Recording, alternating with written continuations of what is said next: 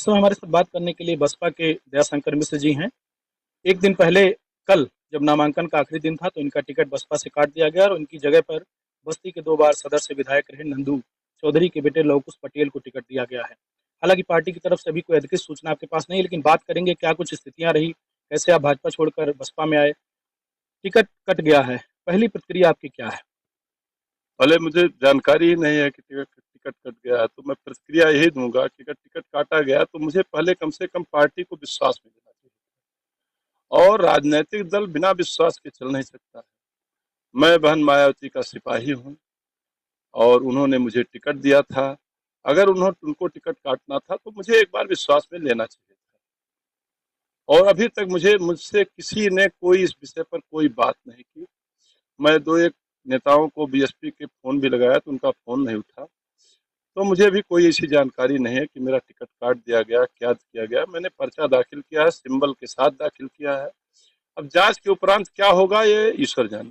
कल दिन भर कुछ लोगों से बात हुई कि लगातार सूचनाएं आपके पास आ रही थी कि लव कुश पटेल जाकर के उन्होंने नामांकन किया, तो कुछ किसी नेता ने कोई बात किया बसपा के? नहीं, अभी बसपा के किसी नेता ने मुझसे संपर्क नहीं लगातार आप क्षेत्र में जा रहे थे, जनता का किस तरीके से रुझान आपकी तरफ था, पार्टी को लेकर के, मुद्दों को लेकर के? क्योंकि ये कहा जा रहा था कि ब्राह्मण चेहरा बसपा से आने के बाद बस्ती का समीकरण त्रिकोणीय बन गया। देखिए, जनता के आशीर्वाद से और नौजवानों के राजनीतिक दल के कार्यकर्ताओं के उत्साह के नाते जो मेरे साथ भीड़ चल रही थी, जो मेरे साथ लोग उत्साह से चल रहे थे, उससे भारतीय जनता पार्टी और सभी दलों के कैंडिडेट, दोनों दलों के कैंडिडेट घबरा करके मुझे षड्यंत्र का शिकार बनाए हैं। तो चलिए, ये तो युद्ध है। युद्ध के मैदान में तमाम भाई जैसे अभिमन्यु वध किया गया था, वही अभिमन्यु वध की जैसी स्थिति मेरी है। मैं राजनीतिक कार्यकर्ता हूं, मैं कोई ठेकेदार अपराधी और ऐसा कोई काम नहीं किया हूं। 35 वर्ष का मेरा राजनीतिक अनुभव है। मैं छात्र संघ का अध्यक्ष रहा, जिला अध्यक्ष रहा, प्रदेश कार्य समिति रहा। भारतीय जनता पार्टी में मैं 35 वर्ष तक रहा। अभी तो 15-20 दिन, 1 महीना पहले मैं बसपा में गया हूँ। तो मुझे जो है, मैं किस रूप में गया बसपा में, मैंने किन परिस्थितियों में गया, तो इसकी कल्पना तो हम नेतृत्व को भी, हमारे भाजपा के नेतृत्व को भी पूछना चाहिए। कोई कार्यकर्ता अगर पीड़ित है तो उसको पूछना चाहिए कि आपका दर्द क्या है। कोई बीजेपी में हाल चाल लेने वाला भी नहीं है इसमें कार्यकर्ताओं की।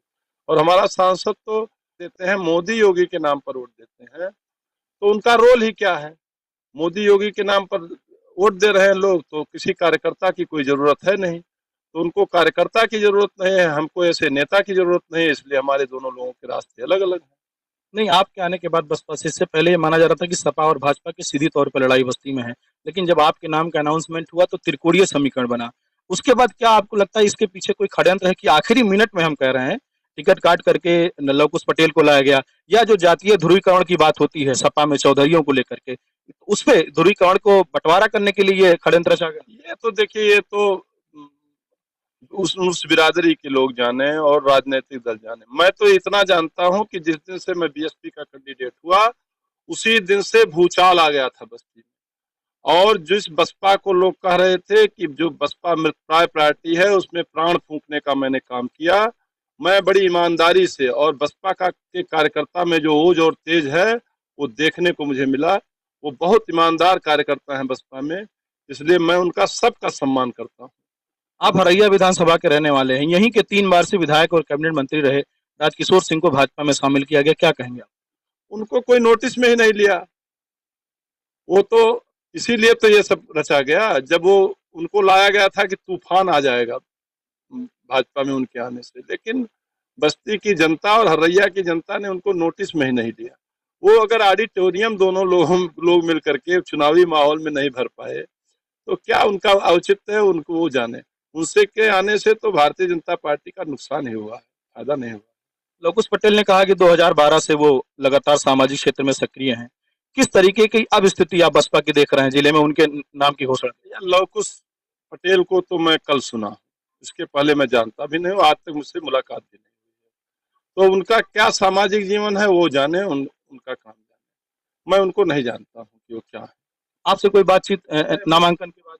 मुझसे कोई बातचीत, ना नामांकन के पहले, ना नामांकन के बाद, ना आज तक मैंने उनको फोटो में देखा अभी, तो उसके पहले मेरी कोई बातचीत नहीं। 3 दशक तक आप भाजपा में रहे, फिर कुछ दिनों पहले आप बसपा में आए।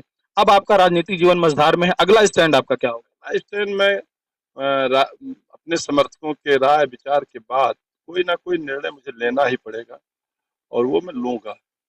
मैं कोई पीछे से राजनीति नहीं करूंगा, मैं जो करूंगा वो सामने सामना। आपकी वजह से जो लोग बसपा से जुड़े थे आपके आने के बाद, उनकी तरफ से जो समर्थक आपके हैं, जो सीधे तौर पर आपसे जुड़े हैं, आपकी विचारधारा से प्रभावित होकर के, अब उनकी प्रतिक्रिया किस तरीके का? देखिए, उनकी प्रतिक्रिया है कि मैं जहां जाऊंगा वो मेरे साथ जाएंगे। उन लोगों ने कहा कि मैं कोई सत्ता और पैसे के नाते नहीं आपके पास हूं, मैं आपके चरित्र के नाते आपके साथ हूं और मैं चरित्र बल के आधार पर आपको आश्वस्त करता हूं कि आप जहां रहेंगे हम लोग वहीं रहेंगे। तो इसलिए मुझे उन पर गर्व है। और आपको बता दें, बसपा के लोग भी, बसपा के ऐसे ऐसे कैडर के कार्यकर्ता मेरे साथ हैं कि वो मेरे निर्णय की प्रतीक्षा कर रहे हैं और सभी राजनीतिक दलों में भूचाल आएगा। जैसे मैंने बसपा से टिकट लिया था, मैं जहां जाऊंगा वहां एक लंबी अच्छी सोच के लोग जाएंगे, मैं इतना विश्वास रखता हूँ। एक आखिरी सवाल, क्या भाजपा के लिए आपके घर के कोई दरवाजा या रोशनदान खुला है अभी? अभी देखिए, मुझसे भाजपा और बसपा के किसी व्यक्ति ने कोई बात नहीं किया, तो मैं क्या बताऊं कि मेरे रास्ते खुले हैं। मैं पहले बस भाजपा में था, अब बसपा में हूँ। अभी तो मैं बहन जी का सिपाही हूँ ना, तो बहन जी के का भी आदेश की प्रतीक्षा कर रहा हूँ कि क्या मेरे लिए वो करना चाहती है, उसके बाद कोई निर्णय लूंगा। लोकेश पटेल के नामांकन के बाद भाजपा की तरफ से कोई अप्रोच हुआ है? नहीं, कोई अप्रोच, कोई मुझसे संपर्क अभी तक नहीं किया। तो ये थे दयाशंकर मिश्रा जी, जिन्होंने साफ तौर पर कहा कि अभी तक भाजपा की तरफ से कोई अप्रोच नहीं हुआ और भाजपा के लिए अभी कोई गुंजाइश नहीं है। आप 3 दशक तक भाजपा में रहे, उसके बाद बसपा की तरफ से आपको प्रत्याशी बनाया गया और नामांकन से चंद घंटे पहले आपका नाम काट करके लवकुश पटेल को यहाँ से प्रत्याशी बनाया गया। क्या कुछ समीकरण आगे बनेगा बिगड़ा, ये तो भविष्य बताएगा। 4 जून को यह तय होगा कि बस्ती में किसके सिर पर जीत का सेहरा बनता है। लेकिन जो त्रिकोणीय समीकरण था बस्ती में लोकसभा चुनाव का, वो कहीं न कहीं प्रभावित होता हुआ दिख रहा है। कैमरा पर्सन हरि के साथ बस्ती से विवेक कुमार।